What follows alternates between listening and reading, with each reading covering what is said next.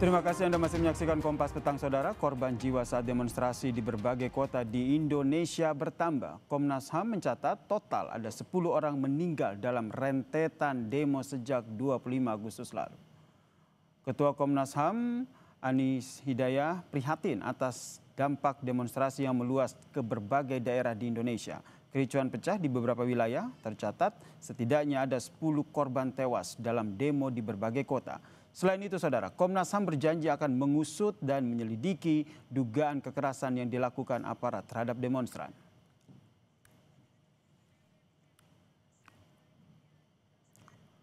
Rangkaian demonstrasi di berbagai daerah pada tanggal 25 hingga 31 Agustus telah memakan korban baik dari warga biasa, mahasiswa maupun aparat pemerintah. 10 korban tewas dan ratusan luka-luka. Sejumlah peristiwa ini memunculkan dugaan tindak kekerasan aparat yang harus diusut tuntas.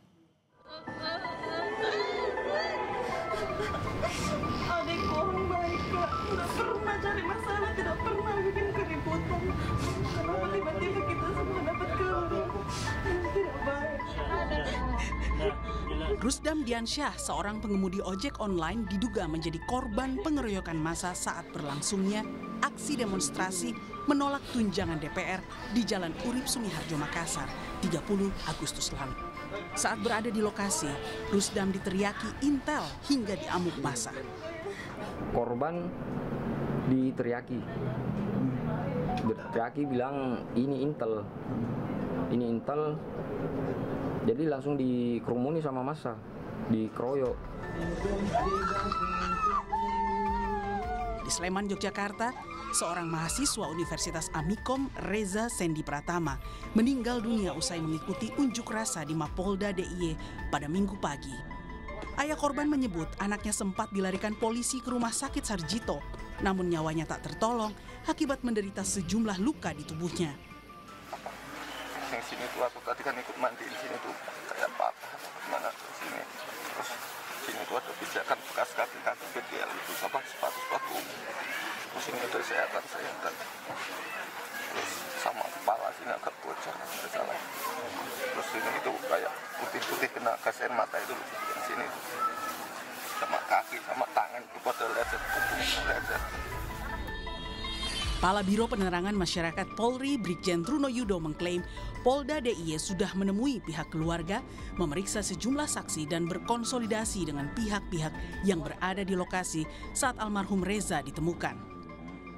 Pak Kapolda DIY sudah melakukan kegiatan tindakan penyelidikan dan juga mendatangi orang tua korban, memberikan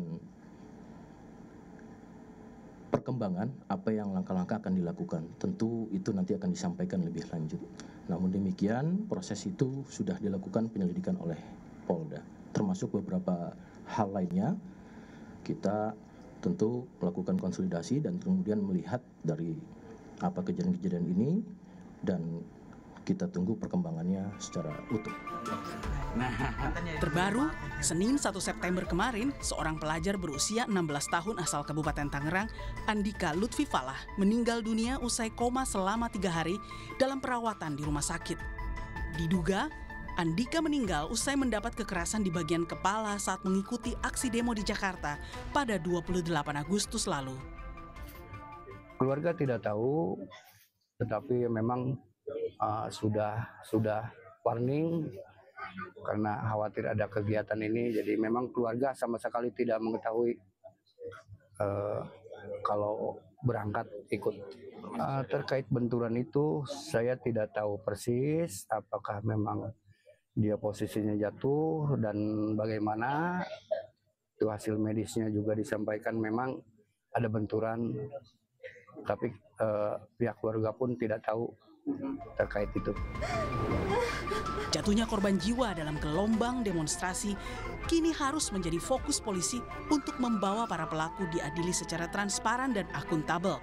Hal ini demi mengembalikan kepercayaan publik kepada institusi Polri. Tim Liputan Kompas TV.